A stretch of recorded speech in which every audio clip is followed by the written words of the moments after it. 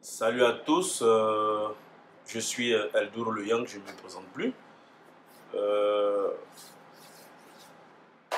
que le Seigneur vous bénisse, qu'il vous donne la force morale et physique de pouvoir faire vos activités. Euh, Aujourd'hui, j'ai décidé de m'adresser un peu aux femmes.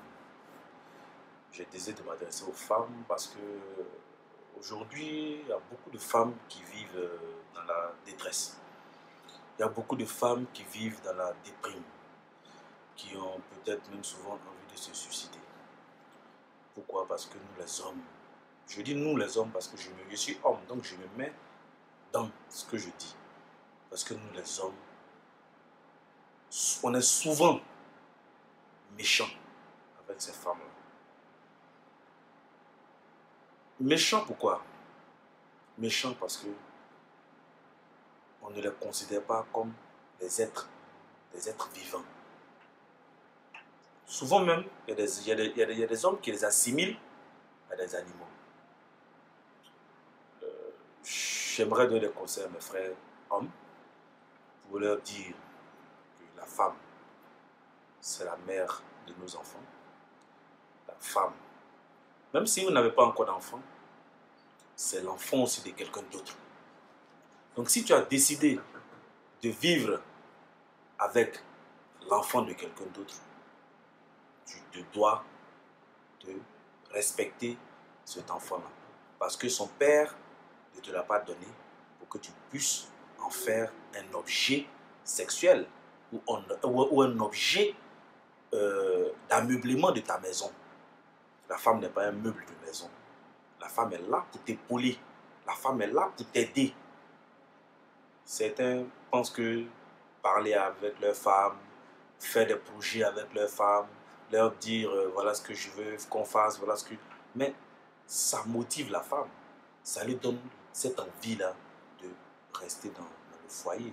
Ça lui donne cette envie-là de rester dans le couple. Et puis, je profite aussi pour donner des conseils aussi aux amis, aux mauvais camarades. On nous a dit et on nous dit mieux vaut être seul que d'être mal accompagné. Aujourd'hui, nous avons beaucoup de camarades qui soi-disant des collègues de boulot, des camarades d'enfance, je sais pas, mais vraiment, on a souvent des groupes d'amis qui ont une influence négative sur nous. Une influence très négative. Je vais prendre un peu le phénomène, exemple, le phénomène des after work, comme on le dit en anglais, after work, c'est-à-dire après le travail. On se retrouve après le travail. Mais comprenez qu'il y a des hommes qui ont perdu leur foyer à cause de ces after work-là. Parce que l'homme, il finit le travail à 18h, 19h, sinon même 20h. Il préfère aller avec ses copains, s'asseoir dans un maquis, dans un bar, boire l'alcool, rentrer à la maison à des heures indues où toute la famille dort. Le matin, il se réveille tôt. Il n'a même pas le temps de voir sa femme. Il n'a même pas le temps de voir ses enfants. Il n'a même pas le temps pour sa famille. Il n'a que le temps pour ses amis. Mais pourquoi ses amis? Ce sont tes amis que tu as épousés. Ce sont tes amis qui vont te... C'est eux qui vont t'éduquer. Je vous dis, monsieur, non. Arrêtons ce type de comportement. Je ne vous dis pas de ne pas consommer l'alcool. Ça, c'est votre bien vouloir. Je ne vous dis pas de ne pas vivre. Je ne vous dis pas de ne pas avoir de camarades. Mais en toute chose, l'excès nuit. N'exagérons pas. Il y a un vieux qui me disait, pour ne pas dire un sage qui me disait, que ton premier sacrifice, c'est ta famille. Fais en sorte que ta femme ne souffre de rien. Fais en sorte que tes enfants soient heureux. Fais en sorte que lorsque tu rentres ou lorsque tu es absent, tu manques à la famille. Mais tu es dehors, tu n'es pas à la maison, tu es, je ne sais pas où, tu ne manques à personne. Tu vis ta vie seule dehors, en train de courir les petites filles. On n'a pas dit que nous tous on ne court pas les petites filles. On n'a pas dit ça. Parce que l'homme là, il n'y a pas son parfait. Celui qui va te dire, lui, il ne court pas fille, lui, il est ici. Bon, c'est sa vie à lui. Moi, je n'en fais pas vraiment de ça. Je ne fais pas de ça un débat. Mais respectons nos femmes. évitons de battre nos femmes. Ce ne sont pas nos objets sexuels. Ce ne sont pas nos objets. Évitons de battre nos femmes. Aimons-les parce qu'elles prient pour nous. Vous pensez que souvent vous avez le bonheur là, souvent c'est à cause de qui? C'est à cause de vos femmes. Parce qu'elles prient en cachette pour vous. Parce qu'elles savent que si vous réussissez, elles aussi, elles auront réussi. Donc, messieurs, ne soyons pas égoïstes. Ne pensons pas qu'à nous seuls. C'est vrai, le mot égoïste, dans le mot égoïste, on a égo. L'ego, c'est nous. L'ego, c'est mon orgueil, c'est moi-même. Je m'aime moi-même. Oui, c'est ce que ça veut dire le mot égoïste. Mais ne soyons pas égoïstes. Ne pensons pas qu'à nous seuls. Pensons à nos familles. Il y a des gens même qui refusent catégoriquement de payer la popote à la maison.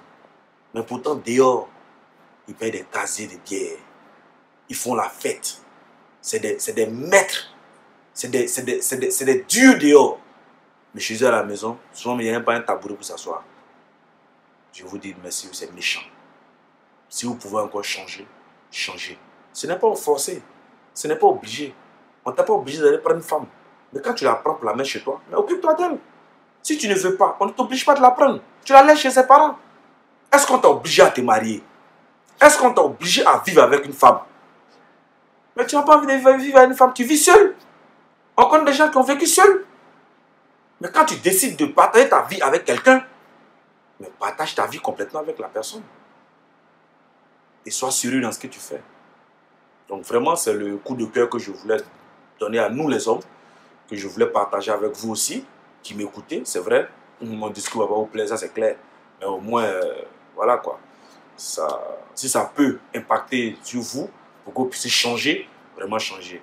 Mesdames, soyez fortes, soyez courageuses, parce que nous les hommes, on est méchants, on est mauvais. Voilà. Tu as tout fait pour lui, à la fin, souvent il te récompense mal. Mais ne regardez pas ça. Regardez vos enfants. Regardez ce que vous pouvez faire pour que vous soyez épanouis. Parce qu'à force de réfléchir, vous allez vous détruire mentalement. À force de rester en train de vous morfondre, vous allez péter un câble et on va dire elle est folle, on l'a maudit au village.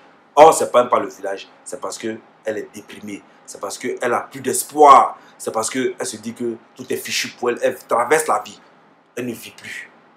Donc, messieurs, pour ceux qui sont dans ce cas-là, si vous pouvez changer, changez. Pour ceux qui, par leur faute, ont eu des femmes qui sont mortes parce qu'elles ont réfléchi jusqu'à ce qu'elles meurent, vraiment, ressaisissez-vous.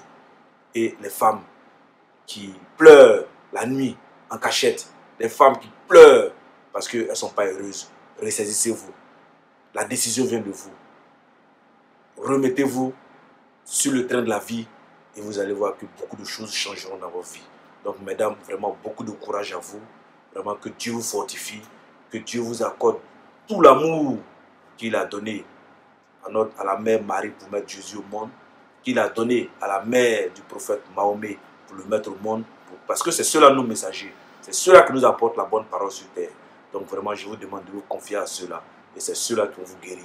Et vous aussi, contribuez à votre guérison, et vous allez arriver loin. Vraiment, merci beaucoup de m'avoir écouté. Bonne journée, bonne chance.